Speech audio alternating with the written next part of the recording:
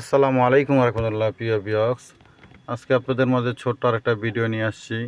Half ইঞ্জিলের কাজ আমরা যেটাকে বলি, দেখতেছেন আপনার একটা গ্যাস কিট নতুন। এই হেড গ্যাস কিটটা কেটে গেছে। এই হেডটাকে আমরা লেদেতে কাজ করে নিয়ে আসছি।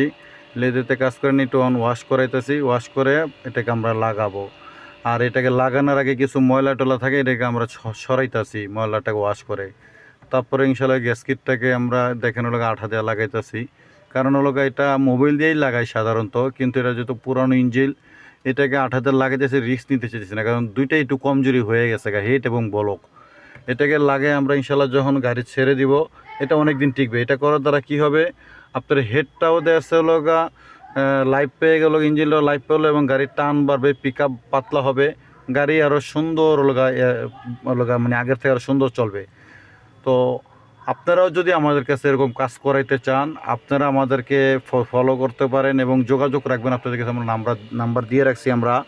এবং আপনারা আমাদের চ্যানেলটাকে লাইক ফলো দিয়ে শেয়ার করবেন এবং আমাদের সাথে যোগাযোগ রাখতে পারেন।